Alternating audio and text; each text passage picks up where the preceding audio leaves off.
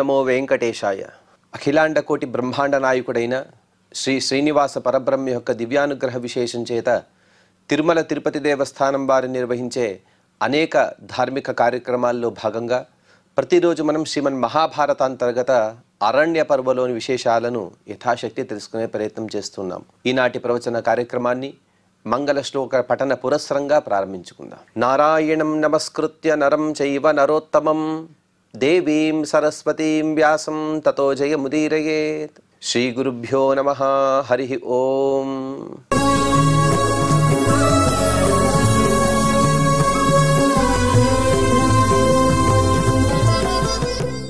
రామోపాఖ్యాన పర్వ అనే అనుపర్వలో కబంధుడిని వధించిన తర్వాత కబంధుడుగా మారినటువంటి విశ్రావసు అనే గంధర్వుడు, ఆ గంధర్వుని యొక్క సూచన మేరకు రామలక్ష్మణులు పంపా యొక్క ప్రాంతానికి చేరుకున్నారు. అనగా కిష్కింద రాజ్యానికి చేరుకున్నారు. చేరుకున్న సందర్భంలో సుగ్రీవుడు తన సచివులతో సహా అక్కడ ఉన్నాడు. తన సచివులలో శ్రేష్ఠుడైనటువంటి ఆంజనేయ స్వామి వారిని శ్రీరామచంద్రుని దగ్గరికి పంపించాడు సుగ్రీవుడు. తేన సంభాష్య పూర్వంతో సుగ్రీవమభిజగ్మతు సఖ్యం వానరరాజేన చక్రే రామస్తదా నృప. తేన సంభాష్య, ఆ ఆంజనేయ స్వామి వారితో సహా సంభాషణ చేసిన తర్వాత రామలక్ష్మణులు ఇద్దరు కూడా సుగ్రీవుని వైపుకు బయలుదేరారు. సుగ్రీవుని చేరుకున్న తర్వాత సుగ్రీవుని దగ్గర తమ వృత్తాంతాన్ని చెప్పి అలాగే తమ అభీష్టాన్ని కూడా తెలియజేసిన తర్వాత సుగ్రీవునికి అలాగే శ్రీరామచంద్ర ప్రభువుకి సఖ్యత అనేది కుదిరినది. తద్వాసో దర్శయామాశు తస్య కార్యే నివేదితే వానరాణాం తు యత్సీత హ్రియమాణా వ్యపాసృజత. ఈ వానరుల దగ్గరే సీతమ్మవారు పైనుంచి జారవిడిచిన వస్త్రం ఒకటి ఉన్నది కాబట్టి, అలాగే దానితో పాటు కొన్ని ఆభరణాలు, దానితో పాటు ఉండేటువంటి ఒక మూటని తీసుకువచ్చారు వానరులందరూ కూడా. ఆ వాసం అనగా ఆ పడవేసిన ఉత్తరీయాన్ని చూశారు. ఇది సీతామ్మవారిదే అని గుర్తుపట్టారు రామలక్ష్మణులు ఇద్దరు కూడా. రామలక్ష్మణులు వీరిద్దరు కూడా ఆ ఆభరణాలన్నింటినీ కూడా చూస్తూ ఉన్నారు. తత్ ప్రత్యేకరం లబ్ధ్వా సుగ్రీవం ప్లవగాధిపం పృథివ్యాం వానరైశ్వర్యే స్వయం రామోభ్యషేచయత. ఇక సీతామ్మవారు ఆ మార్గంలోనే వెళ్ళారు అనేదానికి సాక్ష్యాలు చూపించారు వానరులందరూ కూడా, అనగా ఈ నలుగురు. వెంటనే ఆ సీతామ్మవారి వస్త్రాన్ని చూశాడు. అలాగే సుగ్రీవుని యొక్క ప్రతిజ్ఞను కూడా విన్నాడు శ్రీరామచంద్ర ప్రభువు. సుగ్రీవుడే ప్రతిజ్ఞ చేశాడు, ఎలాగైనా సరే సీతామ్మవారిని వెతికే బాధ్యత నాది. వెంటనే క్షణం కూడా ఆలస్యం చేయకుండా సమగ్ర వానర రాజ్యానికి రాజుగా ప్రకటించాడు శ్రీరామచంద్ర ప్రభువు. ప్రతిజిజ్ఞేచ కాకుత్స్థః సమరే వాలినోవధం సుగ్రీవశ్చాపి వైదేశ్యాః పునరానయనం నృప. వీరిద్దరు కూడా అగ్నిసాక్షిగా అక్కడ ప్రతిజ్ఞ చేశారని వాల్మీకి రామాయణంలో చెబుతారు. ఆ విధంగా వీరిద్దరు ప్రతిజ్ఞలు కూడా ప్రత్యేకంగా మార్కండేయ మహర్షి గారు వివరిస్తూ, శ్రీరాముడు వాలిని వధించడంలో ప్రతిజ్ఞ చేశాడు. అలాగే సుగ్రీవుడు కూడా సీతామ్మవారిని వెతకడం, సీతామ్మవారిని పునః రాముని దగ్గరికి చేర్చడానికి తను కూడా ప్రతిజ్ఞ చేశాడు. ఇత్యుక్త్వా సమయం కృత్వా విశ్వాస్య చ పరస్పరం అభ్యేత్య సర్వే కిష్కింధాం తస్థురు యుద్ధాపి కాంక్షిణః. ఆ విధంగా పరస్పరంగా మరొకరి క్షేమాన్ని కాంక్షిస్తూ ప్రతిజ్ఞలు చేసిన తర్వాత పరస్పరంగా విశ్వాసాన్ని కూడా కల్పించుకొని అందరూ కూడా కిష్కిందకు చేరి వాలితో యుద్ధం కోసం ఎదురు చూస్తూ ఉన్నారు. సుగ్రీవ ప్రాప్య కిష్కింధాం ననదౌఘ నిభస్వనః నాస్యతన్ మమృషే వాలి తారాతం ప్రత్యషేధయత. సుగ్రీవుడు కిష్కిందకు చేరుకున్న వెంటనే వాలిని యుద్ధానికి ఆహ్వానిస్తూ ఉన్నాడు. ఆ ఆహ్వానానికి సూచకంగా గట్టిగా గర్జించాడు. ఆ గర్జను విని సహించలేకపోయాడు వాలి. అతను కూడా సిద్ధమవుతున్నాడు యుద్ధం కోసం. అప్పుడు తార అతని వారిస్తూ ఇలా అంటోంది, యథా నదతి సుగ్రీవః బలవానేష వానరః మన్యే చాశ్రయవాన్ ప్రాప్తః నత్వం నిష్క్రాంతుమర్హసి. ఓ స్వామి, ఆ సుగ్రీవుని యొక్క సింహనాదాన్ని వింటుంటే ఎవరో యొక్క మరొకరి యొక్క ఆశ్రయాన్ని, మరొకరి యొక్క బలాన్ని పొంది అతని శక్తి సామర్థ్యాలను కూడా పెరిగినట్టుగా నాకు అనిపిస్తున్నాయి. నా ఉద్దేశం ప్రకారం ఎవరో మహాబలవంతుల యొక్క అండదండలు చూసుకుని అతని ఈ విధంగా గర్జిస్తున్నాడు కాబట్టి మీరు యుద్ధానికి వెళ్ళకపోవటం మంచిది అని వారిస్తూ ఉన్నది. హేమమాలి తతోవాలి తారాం తారాధిపాననాం ప్రోవాచ వచనం వాగ్మి తాంబా నరపతిః పతిః. అప్పుడు సువర్ణమాల అలంకృతుడైనటువంటి ఆ వాలి వాక్చాతుర్యంతో కూడినటువంటి తన పత్నితో అనగా తారాదేవితో ఈ విధంగా మాట్లాడుతూ ఉన్నాడు. సర్వభూత ఋతజ్ఞాత్వం పశ్య బుద్ధ్యా సమన్విత కేన చాశ్రయవాన్ ప్రాప్త మమైష భ్రాతృగంధిక. నిందించాడు. ఈ మూర్ఖుడైన నా తమ్ముడుగా పుట్టినటువంటి చెడబుట్టినటువంటి ఈ సుగ్రీవుడు నాపైన యుద్ధానికి వచ్చాడు కదా, అలాగే అతని గర్జనని వింటున్నావు. సామాన్యంగా ఈ తారాదేవి గురించి చెబుతూ, తారాదేవికి అన్ని ప్రాణుల యొక్క భాష చక్కగా తెలుసట. అందుకోసమే వాళ్ళు కూడా ఆ తారాదేవితో అంటున్నాడు, నీకు అన్ని భాషలు కూడా తెలుసు కదా ప్రాణుల యొక్క భాష. అలాగే సుగ్రీవుడు ఇంతలా గర్జిస్తున్నాడంటే అతని భాష, ఆ భాష అనగా గట్టిగా కేక్ అరవడం, దాని వెనక ఉండేటువంటి అతని సహాయం, ఈ అన్నిటినీ కూడా తెలుసుకుని ఆ విషయాన్ని నీవే వివరించమని అతను కోరుతున్నాడు. అప్పుడు చింతయిత్వా ముహూర్తంతు తారాధిప ప్రభ పతిమిత్యబ్రవీత్ ప్రాజ్ఞ శృణు సర్వం కపీశ్వర. కాసేపు ఆలోచించింది తారాదేవి. ఆలోచించి తన భర్త అయినటువంటి వాలితో ఈ విధంగా మాట్లాడుతున్నది, ఓ కపీశ్వర వినవయ్యా. హృతదారో మహాసత్వో రామో దశరథాత్మజ తుల్యారి మిత్రతాం ప్రాప్త సుగ్రీవేణ ధనుర్ధర. తన భార్యను కోల్పోయినటువంటి అనగా తన భార్యను మరొకరు అపహరించారు, కానీ అతను మాత్రం మహాసత్వుడు, మహాబలసంపన్నుడు. అటువంటి దశరథాత్మజుడైన శ్రీరామచంద్రుడు ఆ శ్రీరామచంద్రుడితో సఖ్యతను చేసుకుని నీ తమ్ముడు ఈ విధంగా గర్జిస్తూ ఉన్నాడు. భ్రాతా చాస్య మహాబాహు సౌమిత్రిరపరాజిత లక్ష్మణో నామ మేధావి స్థిత కార్యార్థ సిద్ధయే. ఆ శ్రీరామచంద్రుని కూడా మహాబల సంపన్నుడైన ఒక తమ్ముడు ఉన్నాడు, అతనే లక్ష్మణుడు. అతను ఒక కార్యాన్ని సాధించడంలో గొప్ప నేర్పరి కలిగినవాడు. మైందశ్చ ద్వివిధశ్చాపి హనుమాన్శ్చానిలాత్మజ జాంబవాన్ వృక్షరాజశ్చ సుగ్రీవ సచివాస్థితాః. ఇతపూర్వం సుగ్రీవునితో ఉండేటువంటి కపిశ్రేష్ఠులు 5గురు అని చెబుతూ వాటికి కొన్ని పేర్లు చెప్పారు. ఇక్కడ మాత్రం వేరే పేర్లను కూడా మార్కండేయ మహర్షి గారు వివరిస్తూ మైందుడు, ద్వివిధుడు, హనుమంతుడు, అలాగే వృక్షరాజు అయినటువంటి జాంబవంతుడు, ఈ అందరూ కూడా సుగ్రీవునికి సహాయకులుగా ఉన్నారు. వీరందరూ కూడా సామాన్యులు కారయ్యా. సర్వయేతే మహాత్మానః బుద్ధిమంతో మహాబలాః అలం తవ వినాశాయ రామవీర్యబలాశ్రయాత్. పైన పేర్కొన్న ఎవరైతే వానర శ్రేష్ఠులు అలాగే జాంబవంతుడు ఉన్నారో వీరందరూ కూడా మహాబుద్ధిమంతులు, మహాబలిష్ఠులు కూడా. దానికి తోడు ఇప్పుడు లోకోత్తర వీరుడైనటువంటి శ్రీరామచంద్ర ప్రభువు వస్తున్నాడు. అందుకోసం వీరందరూ కూడా నిన్ను సంహరించడానికి ఉద్యుక్తులు అవుతూ ఉన్నారు. తస్యాస్తదాక్షిప్యవచః హితముక్తం కపీశ్వరః పర్యశంకత తామీర్షు సుగ్రీవగత మానసాం. ఆ వాలికి చివరి క్షణాలు వచ్చాయి కాబట్టి తాను కాస్త వికృతంగానే ఆలోచిస్తూ ఉన్నాడు. ఈ విధంగా సుగ్రీవుని నీవు పొగుడుతున్నావుంటే, ప్రశంసిస్తున్నావుంటే ఆ సుగ్రీవుని పైన నీకు మనసు కలిగినదా అని కాస్త కోపంగా మాట్లాడి, పరుషంగా మాట్లాడి ఆవిడ యొక్క మాటలను తను నిర్లక్ష్యం చేశాడు, ఆక్షేపించాడు. నీకు ఎలాగైనా సరే సుగ్రీవుడిని చేరుకోవాలని నీవు అనుకుంటున్నావేమో అని తను ఆవిడని దూషిస్తూ తను యుద్ధానికి వెళ్తూ ఉన్నాడు. తారాం పరుష ముక్త్వాతు నిర్జగామ గుహాముఖాత్ స్థితం మాల్యవతోభ్యాషే సుగ్రీవంసోభ్యభాషత. ఈ విధంగా తారాదేవితో పరుషంగా మాట్లాడి తన గుహ నుండి బయటికి వచ్చాడు. బయటికి వచ్చి మాల్యవంత పర్వతం బయట ఉండేటువంటి సుగ్రీవుడిని చూసి అతనితో మాట్లాడుతూ ఉన్నాడు. అసకృత్వం మయా పూర్వం నిర్జితో జీవిత ప్రియ ముక్తో జ్ఞాతిరితి జ్ఞాత్వా కాత్వరా మరణే పునః. ఓ సుగ్రీవ, ఎన్నిసార్లు అయ్యా నా చేతులు ఓడిపోతావు? అలాగే ఎన్నోసార్లు నేను ఇక చంపబోతుంటే శరణు కోరి పారిపోయావు. నేను కూడా సోదర భావంతో నిన్ను అలాగే వదిలివేశాను. ఇవాళ మళ్ళీ నా చేతిలో ప్రాణాలు వదలడానికి నీవు వచ్చావో ఏమో, అందుకోసమే నన్ను సమరానికి ఆహ్వానిస్తూ ఇత్యుక్త ప్రాహ సుగ్రీవో భ్రాతరం హేతుమద్వచః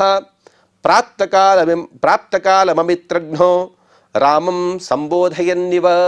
తను యుద్ధం చేసేది వాలితో, కానీ మాటలన్నీ కూడా శ్రీరామచంద్రుడికి తెలియాలి కాబట్టి సుగ్రీవుడు ఆ శ్రీరామచంద్రుడికి అర్థమయ్యేటట్టుగా తన సోదరునితో సమయానుకూలంగా ఈ విధంగా మాట్లాడుతూ ఉన్నాడు. హృతరాజ్యస్య మే రాజన్ హృతదారస్య చత్వయా కిం మే జీవిత సామర్థ్యం ఇది విద్ధి సమాగతం. ఓ వానర రాజా, ఓ వాలి, నీవు నా రాజ్యాన్ని అపహరించావు, అలాగే నా స్త్రీని కూడా నీ వశం చేసుకున్నావు. ఇలాంటి దశలో నాకు జీవించాలనే ఆసక్తి కూడా లేదు. అలాంటి నేను నీ చేతిలో మరణించడానికే వచ్చాను. అందుకోసం ఇదే నేను నీతో యుద్ధానికి వచ్చిన కారణంగా గ్రహించు అని అతన్ని హెచ్చరిస్తూ, ఏవ ముక్త్వా బహువిధం తతస్థౌ సన్నిపేతతుః సమరే వాలి సుగ్రీవో సాలతాల శిలాయుధైః. ఈ విధంగా వాలి అలాగే సుగ్రీవుడు పరస్పరంగా కూడా మాట్లాడుకున్న తర్వాత పరస్పరంగా యుద్ధానికి సిద్ధులై యుద్ధాన్ని ప్రారంభించారు. సాల వృక్షాలు, తాటి వృక్షాలు, రాళ్ళు, వీటినే ఆయుధంగా చేసుకుని ఎంతోసేపు యుద్ధాన్ని చేశారు. ఉభౌ జగ్నదురన్యోన్యం ఉభౌ భూమౌ నిపేతతుః ఉభౌ వవల్గతుశ్చిత్రం ముష్టిభిశ్చ నిజగ్నతుః. ఒకరిపైన ఒకరు ముష్టిఘాతాలు గట్టిగా చేసుకున్నారు. అలాగే ఇద్దరు కూడా నేలపైన పడి దొర్లుతూ ఉన్నారు. కన్ను మూసి తెరిచేలోపే విచిత్రంగా వారందరూ కూడా అలా భూమిపై నుండి పైకి ఎగురుతూ ఎన్నో వ్యూహాలను కూడా అక్కడ రచిస్తూ శత్రువు పైన తన పై చేయిని సాధించుకోవాలని వీరి యుద్ధాన్ని కొనసాగిస్తూ ఉన్నారు. ఇద్దరూ కూడా ఉభౌ రుధిర సంసిక్తౌ నఖదంత పరీక్షతౌ శుశుభాతే తదా వీరౌ పుష్పితా వివ కింశుకౌ. పరస్పరంగా గోళ్లతో అలా గిల్లుకుంటూ ఉన్నారు, రక్కుకుంటూ ఉన్నారు, దంతాలతో అలా గట్టిగా కరుస్తూ ఉన్నారు. వారిద్దరి శరీరాలను కూడా రక్తసిక్తమైపోయాయి. ఎలా ఉన్నదంటే పూచిన మోదుగ చెట్టు ఏ విధంగా అయితే ఉంటుందో, మోదుగ చెట్టు బాగా పెద్దగా పెరుగుతుంది, అలాగే ఆ చెట్టు నిండా కూడా పూలుంటే ఏ విధంగా అయితే శోభతో ఉంటుందో ఆ విధంగా వీరిద్దరు కూడా పెద్ద పెద్ద శరీరం కలిగిన వారి శరీరం పైన ఉండేటువంటి రక్తపు ఛాయలన్నీ కూడా పూలలాగా అక్కడ తోస్తూ ఉన్నాయి. న విశేష స్థయోర్యుద్ధే యథా కశ్చన దృశ్యతే సుగ్రీవస్య తదా మాలాం హనుమాన్ కంఠ ఆసజత్. ఈ విధంగా ఇద్దరు కూడా యుద్ధం చేస్తూ ఉన్నారు. శ్రీరామచంద్రుడు బాణాన్ని సంధించాలి, కానీ సుగ్రీవునికి వాలికి పోలికలు చాలా దగ్గరగా ఉన్నాయి.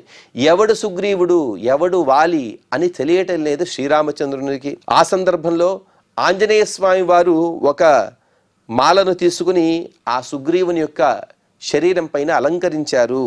సమాలయా తదా వీరః శుశుభే కంఠసక్తయా శ్రీమాని వమహాశైలో మలయో మేఘమాలయ. మలయ పర్వతం పైన అలా మేఘాలన్నీ కూడా వస్తే ఎలాగైతే ఉంటుందో ఆ విధంగా ఆ మాల అనేది సుగ్రీవుని యొక్క శరీరం పైన అంత శోభతో కనబడుతూ ఉంది. కృతచిన్నంతు సుగ్రీవం రామో దృష్ట్వా మహాధను విచకర్ష ధనుశ్రేష్టం వాలి ముద్దిశ్య లక్ష్యవత. ఎప్పుడైతే సుగ్రీవుడు ఎవరు వాలి ఎవరు అనేది తెలిసినదో వెంటనే శ్రీరామచంద్రుడు కూడా ఒక బాణాన్ని ఎక్కుపెట్టి తను వాలిపైన దాన్ని ప్రయోగించాడు. విస్ఫారస్తస్య ధనుషః యంత్రస్యేవ తదా భవౌ వితత్రాస తదా వాలి శరేణాభిహతోరసి. అప్పుడు శ్రీరామచంద్రుడు ఆ వింటినారిని అలా పట్టుకుని లాగాడట. ఆ ధనుష్టంకార ధ్వని యొక్క గొప్ప యంత్రధ్వని విన్నారు అందరూ కూడా. విని వాలి ఎంతో భయపడ్డాడు. అలాగే ఇంతలోనే శ్రీరాముని వేడిగా ఉండేటువంటి బాణం వచ్చి ఆ వాలి యొక్క వక్షస్థలంలో అది బలంగా గుచ్చుకున్నది. సభిన్న హృదయో వాలి వక్త్రా శ్రోణిత ముద్వమన్ దదర్శావస్థితం రామం తత సౌమిత్రినా సహ. వాలి యొక్క హృదయం ముక్కలైపోయింది. నోటు నుండి రక్తాన్ని వమనం చేసుకుంటూ ఉన్నాడు. అంతలోనే ఎదురుగా రామలక్ష్మణులు ఇద్దరు కూడా కనబడ్డారు. గర్హయిత్వాస కాకుత్స్థం పపాత భువి మూర్ఛితః తారాదర్శతం భూమౌ తారాపతి సమౌజసం. శ్రీరాముడిని నిందిస్తూ వాలి నేల కొరిగాడు. అంతలోనే అక్కడికి వచ్చినటువంటి తార తన తేజస్వి అయినటువంటి భర్త వాలి విగత జీవుడిగా మారడాన్ని చూసి ఎంతో దుఃఖిస్తూ ఉన్నది. ఈ శ్రీరామచంద్రుడు ఎందుకు వాలిని అలా చాటుగా ఉండి సంహరించాడనే విషయాన్ని మనం వేరే ప్రవచనాల్లో ఎన్నోసార్లు విన్నాము. ఇప్పుడు మాత్రం సంక్షేపంగా మార్కండేయ మహర్షి గారు చెబుతున్నారు కాబట్టి ఆ ప్రవాహానికి అనుగుణంగా మనం ఇక్కడి కథను తెలుసుకుందాం. హతే వాలిని సుగ్రీవః కిష్కింధాం ప్రత్యపద్యత తారాం చ తారాపతిముఖీం తారాం నిపతితేశ్వరాం. వెంటనే వాలి మరణం తర్వాత కిష్కింద రాజ్యానికి భర్త లేని తార సుగ్రీవుడుగా ఉన్నాడు. ఇంతవరకు కూడా భర్తగా ఉన్నవాడు వాలి అనగా రాజుగా ఉన్నవాడు. ఆ రాజ్యశ్రీ ఎప్పుడైతే వాలిని కోల్పోయిందో దానికి రాజుగా సుగ్రీవుడు ఉంటూ ఉన్నాడు. రామస్తు చతురో మాసాన్ పృష్టే మాల్యవత శుభే నివాసమకరో ధీమాన్ సుగ్రీవేణాభ్యుపస్థిత. పరమ బుద్ధిమంతుడు, అలాగే కుశాగ్ర బుద్ధి శ్రీరామచంద్రుడు కూడా మాల్య పర్వతం యొక్క కనుమలలో పృష్ఠభాగంలో వెనక ఉండేటువంటి ఒక గుహలలో 4 సంవత్సరాల వరకు కూడా తను కాలాన్ని గడిపాడు. అప్పుడప్పుడు కూడా సుగ్రీవుడు వస్తూ ఉండేవాడు, వచ్చి శ్రీరామచంద్రుడిని సేవిస్తూ ఉన్నాడు. రావణోపి పురీం గత్వా లంకాం కామ బలాత్కృతః సీతాం నివేశయామాస భవనే నందనోపమే అశోకవనికాభ్యాసే తాపసాశ్రమ సన్నిభే. ఇటువైపు రావణుని యొక్క వృత్తాంతాన్ని కూడా మార్కండేయ మహర్షి గారు వివరిస్తూ, రావణుడు కూడా తను బలాత్కారంగా సీతామ్మవారిని తీసుకువెళ్ళాడు లంకాపట్టణానికి. అక్కడ లంకాపట్టణంలో అశోకవనం అనే వనంలో తాపసులు ఏ విధంగా అయితే కుటీరాలు నిర్మించుకుంటారో అటువంటి ఒక కుటీరాన్ని నిర్మించి సీతామ్మవారికి అక్కడే విడిదిని ఏర్పాటు చేశాడు. ఆవిడ మాత్రం భర్తృస్మరణ తన్వంగి తాపసీ వేషధారిణి ఉపవాస తపస్శీల తత్రాస పృథులేక్షణ ఉవాస దుఃఖవసతిం ఫలమూలాకృతాశన. ఎప్పుడు కూడా తన భర్త అయినటువంటి శ్రీరామచంద్రుని తను స్మరిస్తూ ఉన్నది, ఎప్పుడు కూడా తాపసుల ఈ వేషాన్ని ధరించినది. ఎన్నో పట్టు పీతాంబరాలు తీసుకువచ్చినప్పటికీ కూడా వాటిని ధరించలేదు సీతామ్మవారు. ఉపవాసం చేస్తూ ఎప్పుడు కూడా శ్రీరాముని యొక్క రాక కోసం ఎదురు చూస్తూ కేవలం ఫలమూలాలను మాత్రమే తను ఆహారంగా తీసుకుంటూ ఉన్నది. దిదేశ రాక్షసీస్తత్ర రక్షణే రాక్షసాధిప ప్రాశాశిశూల పరుషు ముద్గరాలాత ధారిణీ. ఆ రాక్షసు రాజు అయినటువంటి ఆ రావణుడు సీతామ్మవారి యొక్క రక్షణ కోసం కొందరి స్త్రీలను నియమించాడు. వారందరూ కూడా ఇలా ఉన్నారుంటే కొందరు భల్లాన్ని, కొందరు త్రిశూలాన్ని, కొందరు ఖడ్గాలను, కొందరు ప్రాసాలను, కొందరు ముద్గలాలను, కొందరు అలాతం, ఇటువంటి అనేక ఆయుధాలను ధరించి సీతామ్మవారికి కాపలా కాస్తూ ఉన్నారు.